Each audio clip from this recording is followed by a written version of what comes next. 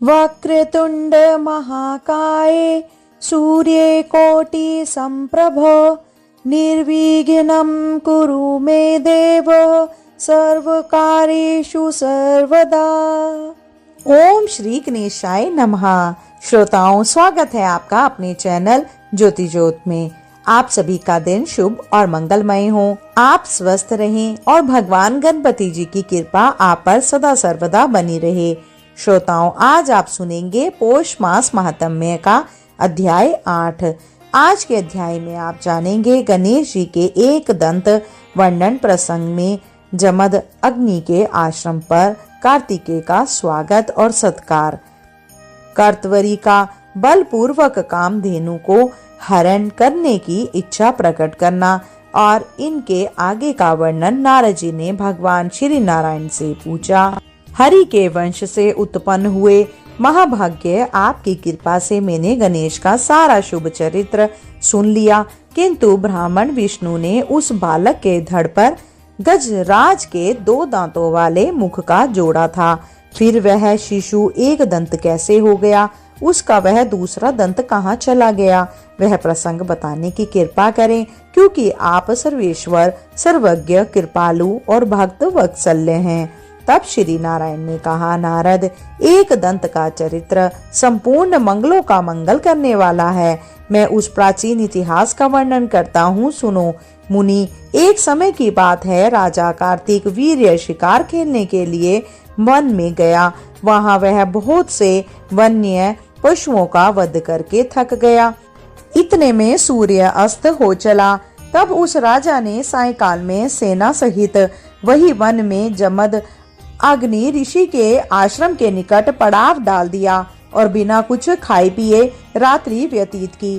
प्रातः काल राजा सरोवर में स्नान करके पवित्र हुआ और अपने शरीर को अलंकृत करके दत्तात्रेय द्वारा दिए गए मंत्र का भक्ति पूर्वक जप करने लगा।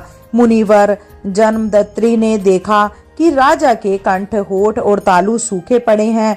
तब उन्होंने प्रेम के साथ आदर पूर्वक कोमल वाणी से राजा का कुशल समाचार पूछा। फिर राजा ने बड़ी उतावली के साथ सूर्य के समान तेजस्वी मुनि को प्रणाम किया और मुनि ने चरणों में पड़े हुए राजा को स्नेह पूर्वक शुभ आशीर्वाद दिया।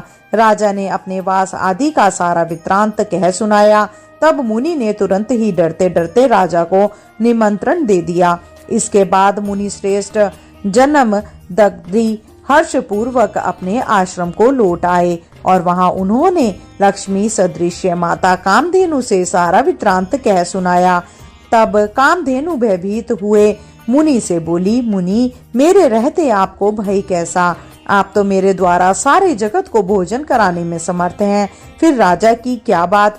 आप राजाओं के भोजन योग्य त्रिलोकी में दुर्लभ जिन जिन पदार्थों की याचना करेंगी, वह सब मैं आपको प्रदान करूंगी। इसके बाद कामधेनु ने अनेक प्रकार के भोजन करने के योग्य सोने और चांदी के बर्तन, असंख्य भोजन बनाने के पात्र और बहुत से स्वादिष्ट पदार्थों से परिपूर्ण बर्तन मुनि को दिए। फिर नाना प्रकार की स्वादिष्ट और पके हुए कटल, आम, नारियल और बेल के फल प्रदान किए। नारद, स्वादिष्ट लड्डुओं की तो असंख्य ढेरियां लग गई। जौ और गेहूं के आटे की बनी हुई पूड़ी और भांति भांति के पकवानों का पर्वत तथा उत्तम उत्तम अन्न का ढेर लग गया। दूध, दही और घी की नदियां बह चली। शक्कर का ढेर तथा मोदकों का पहाड़ लग गया। उत्तम धान के चूड़ों का पर्वत सा ढेर लग गया।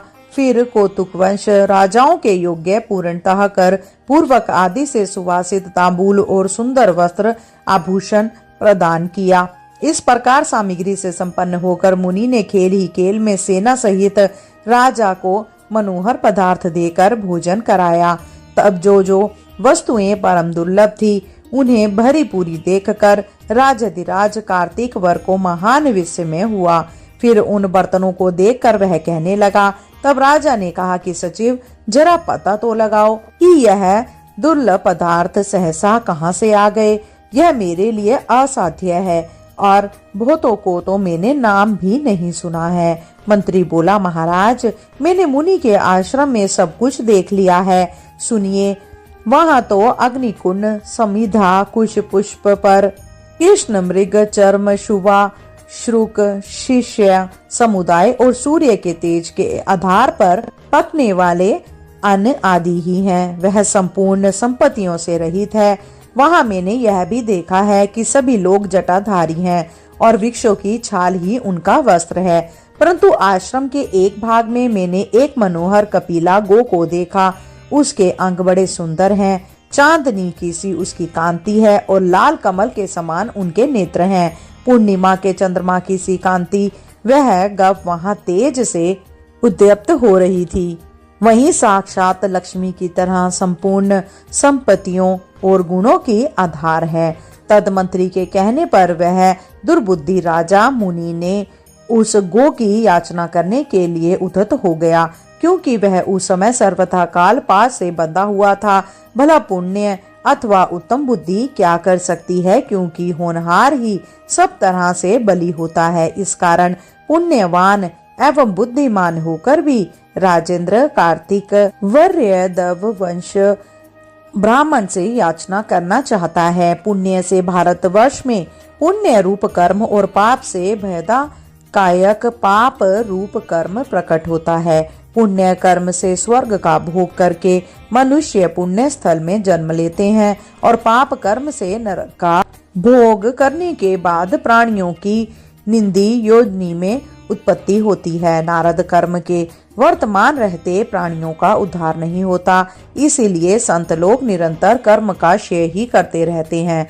वही विद्या, वही तप, वही ज्ञान, वही गुरु, वही भाई बंधु, वही माता, वही पिता और वही पुत्र सार्थक है, जो कर्म क्षय में सहायता करता है।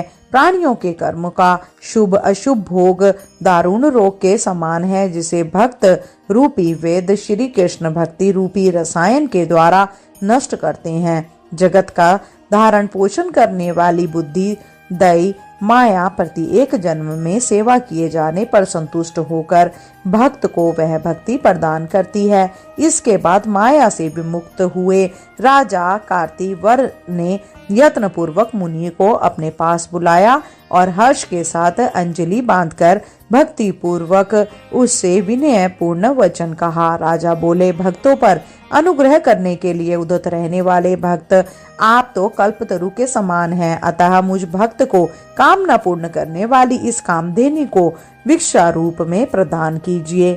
तपोधन, आप जैसे दाताओं के लिए भारत में कोई वस्तु अदत्त नहीं है। मैंने सुना भी है कि पूर्व काल में दधीचि ने देवताओं को अपनी हड्डी दे डाली थी। तपोराश, आप तो भारतवर्ष में लीला पूर्वक मृदुभंग मात्र से समूह की समूह कामधेनु की सृष्टि करने में समर्थ हैं। मुनि ने कहा, राजन, आश्चर्य है, तुम तो उल्टी बात कर रहे हो। अरे मूर्ख एवं छली नरेश, मैं ब्राह्मण होकर क्षत्रिय को दान कैसे दूंगा? इस कामधेनु को परमात्मा श्री कृष्ण ने गोलोक में यज्ञ के अवसर पर ब्रह्मा को दिया था, अतः प्राणों से बढ़कर प्यारी यह गो देने योग्य नहीं है। भूमिपाल फिर ब्रह्मा ने इसे अपनी प्रिय पुत्र भृंगु को दिया और भृंगु ने मुझे दिया। इस प्रकार यह कपिला मेरी पैतृक संपत्ति है और यह कामधेनु गोलोक में उत्पन्न हुई है, अतः त्रिलोकी में दुर्लभ है। तब भला मैं लीला पूर्वक ऐसी कपिला की सृष्टि करने में कैसे समर्थ हो सकता हूँ? ना तो मैं हलवार हूँ और ना तुम्हारी सहायता से बुद्धिमान हूँ। मैं अतिथि को छोड़कर शेष सबको क्षण भर में भस्म सात करने की शक्ति रखता हूँ, अतः अपने घर जाओ और स्त्री पुत्रों को देखो। मुनि के इस वचन को सुनकर राजा को क्रोध आ गया। तब वह मुनि को नमस्कार करके सेना के मध्य में चला गया और उस समय भाग्य ने उसे बांधित कर दिया था, अतः क्रोध के कारण उसके होठ फड़फड़ा रहे थे। उसने सेना के निकट जाकर बलपूर्वक गो को लाने के लिए नौकरों को भेजा। इधर शोक के कारण जिनका विवेक नष्ट हो गया था, वे मुनिवर जन्म दग्री कपिला के संकट जाकर रोने लगे और उन्होंने सारा वृत्तांत कह सुनाया।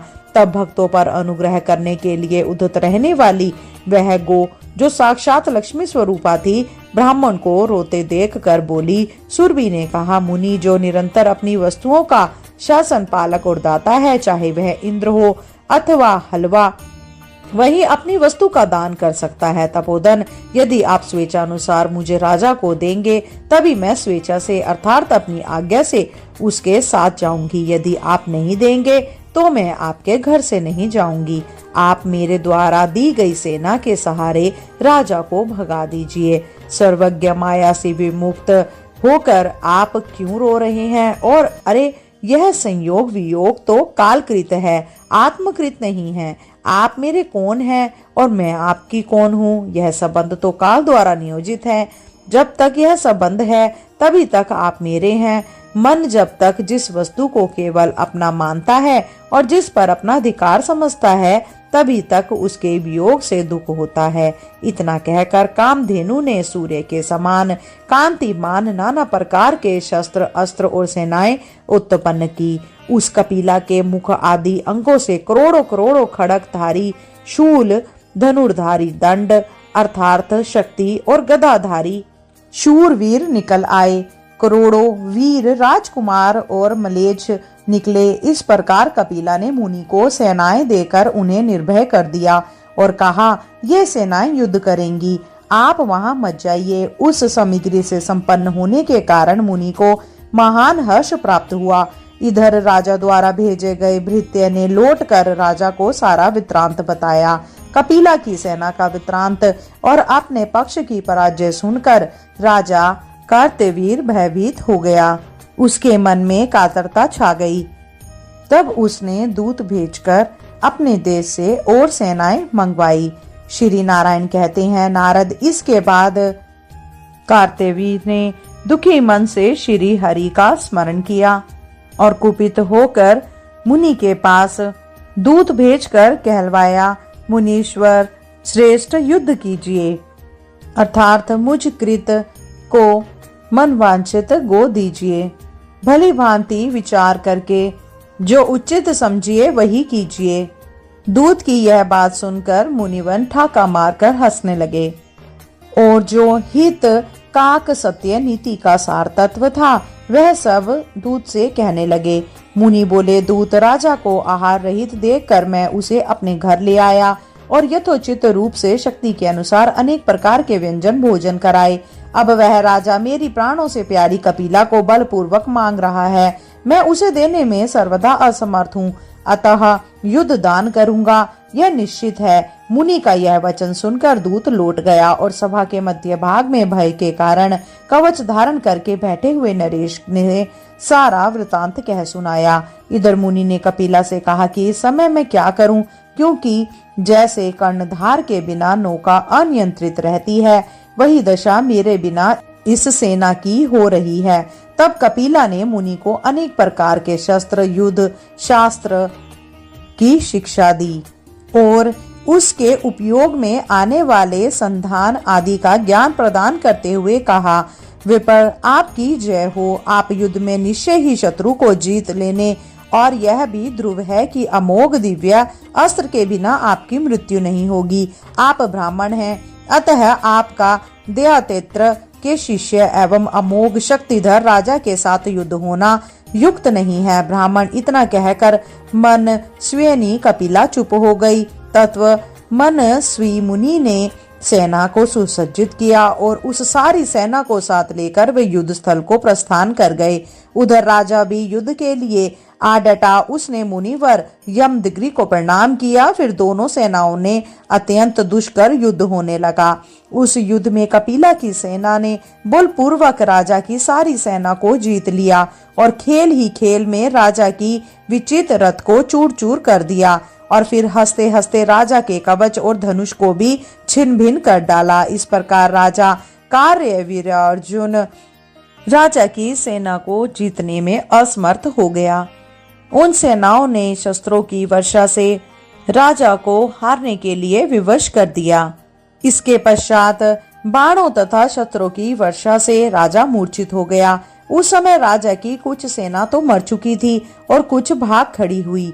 मुने जब कृपा सागर मुनिवर जमद अग्नि ने देखा कि मेरा अतिथि बना हुआ राजा राजेश्वर कार्तवीर्य मूर्छित हो गया, तब वह कृपावश होकर उन्होंने उस सेना को लुटा लिया। फिर तो वह कृत्रिम सेना जाकर कपिला के शरीर में विलीन हो गई।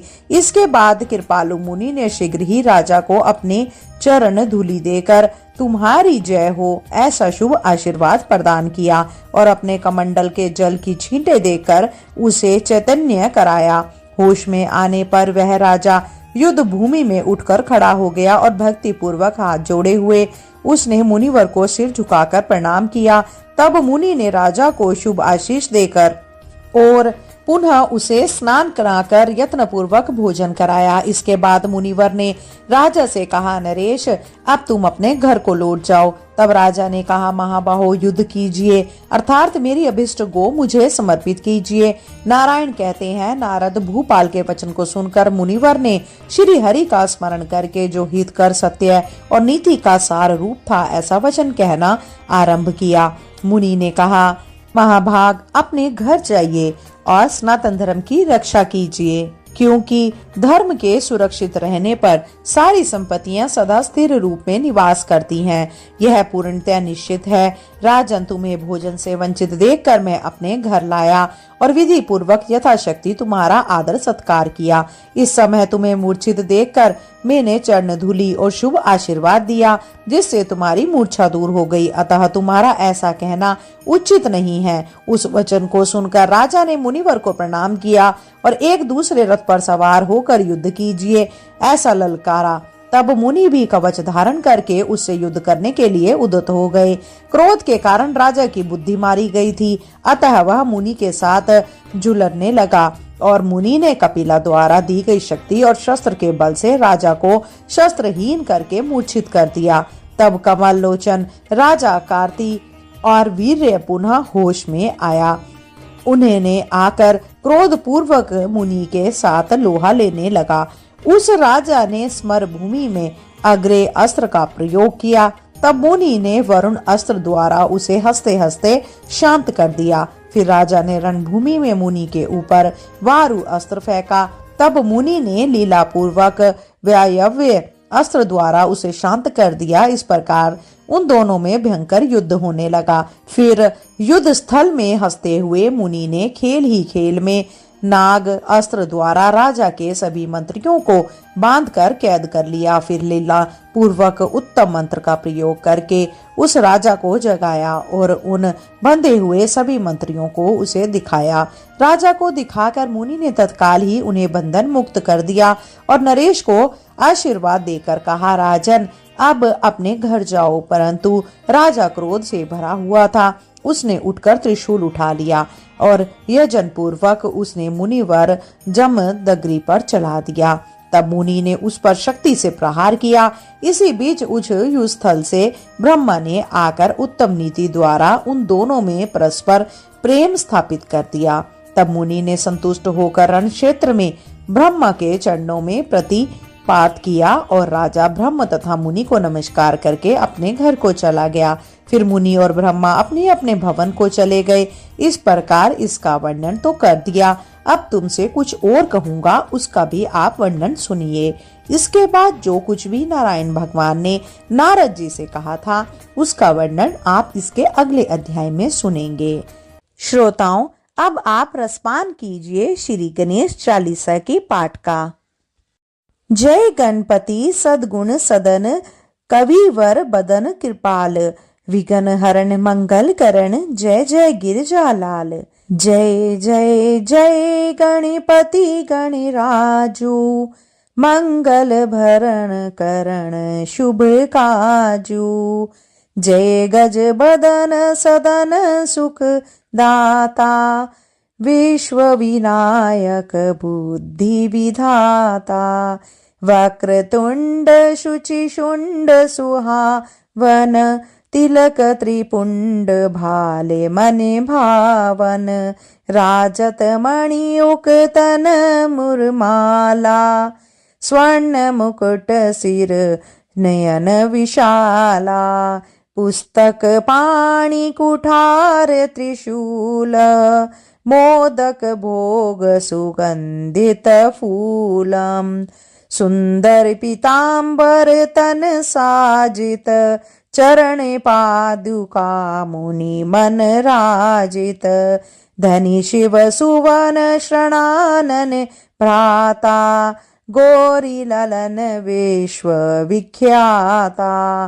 रिद्धि सिद्धि तव चमर सुधारे, मूषक वाहन सोहत द्वारे। कहो जन्म शुभ कथा तुम्हारी, अति शुचि पावन मंगलकारी। एक समय गिरिराज कुमारी, पुत्र हेतु तप की नह भारी। भयो यज्ञ जब पूर्ण अनुपा, तब पहिचो तुम धरी द्विज रूपा। अतिथि जानी के गौरी सुखारी, बहुविधि सेवा करी तुम्हारी। अति प्रसन्न हवे तुम वर दीना, पुत्र मातु पुत्र हित जो तप कीना। मिले ही पुत्र तुहि बुद्धि विशाला, बिना गर्भ धारण यही काला। गणनायक गुण ज्ञान निधाना, पूजित प्रथम रूप भगवाना। असे कही अंतर ध्यान रूप, हवे पालना पर बालक स्वरूप हवे। बनी शिशुरुदन जभई तुम ठाना, लखी मुख सुख नहीं गौरी समाना। सकल मगन सुख मंगल गावही, नाभते सुरन सुमन वर्षावही। शुंभु उमा बहुदान लुटावही, सुर मुनि जन सुत देखन आवही। लखी अति आनंद मंगल साजा, देखन भी आए शनि राजा। निज अवगुण गुणी शनि मन माही, बालक देखन चाहत नाही। गिरिजा कछु मन भेद बढ़ायो, उत्सव मोर न शनि तुहि भायो। कहत लगे शनि मन सकुचाई, का करियो शिशु मोहि दिखाई। नहीं विश्वास उमा उर भयो, शनि सो बालक देखन कहुओ। पद तहि शनि दृग कोण प्रकाशा, बालक सिर उड़ी गयो आकाशा। गिरिजा गिरी विकल हवे धरणी, सो दुख दशा गयो नहीं वरणी। हाहाकार मचयो कैलाशा, शनि की नो लखी सूत को नाशा। तुरंत गरुड़ चढ़ी विष्णु सिधाए, काटी चक्र सो गज सिर लाए। बालक के धड़ ऊपर धार्यो, प्राण मंत्र पढ़ी शंकर डार्यो। नाम गणेश शंभु तप कीनः, प्रथम पूज्य बुद्धि निधि वर दीने। बुद्धि परीक्षा जब शिव कीनः, पृथ्वी पर प्रदक्षिणा लीनः। चले शनानन भर्मि भुलाई, रचे बैठ तुम बुद्धि उपाई। चरणे मातु पितु के धर लीने, तिनके साथ प्रदक्षिण कीने। धनी गणेश कही शिव ही हर्षे, नभते सुरन सुमन बहुबर से। तुमरी महिमा बुद्धि बढ़ाई, शेष सहस मुख सके न गाई। मैं मतिहीन मलिन दुखियारी, करहु कौन विधि विनय तुम्हारी। भजत राम सुंदर प्रभुदासा, जग प्रयाग कंक्रा दुर्वासा। अब प्रभु दया दीना पर कीजे, अपनी शक्ति भक्ति भक्ति कुछ दीजे। श्री गणेश यह चालीसा पाठ करे धर ध्यान, नित नव मंगल ग्रह बसे लहे जगत सम्मान। सबंध अपने सहस्त्र दश ऋषि पश्चिमी दिनेश, पूर्ण चालीसा भयो मंगल मूर्ति गणेश। बोलो श्री गणपति महाराज की जय। हे गणपति जी, इस कथा को सुनने वाले सभी श्रोताओं के मनोरथ पूर्ण करना, उनको स्वस्थ रखना, उनके घर में खुशहाली लाए, सभी मनोरथ को पूरा करना। श्रोताओं, अगर आपने इन कथाओं का आनंद लिया हो तो कृपया करके वीडियो को लाइक और शेयर करें। इसी के साथ साथ अगर चैनल पे नए हैं तो कृपया करके सब्सक्राइब अवश्य कीजिए। आज के लिए इतना ही। शीघ्र मिलते हैं नई वीडियो नई जानकारी के साथ। जब तक के लिए जय श्री कृष्णा, राधे राधे।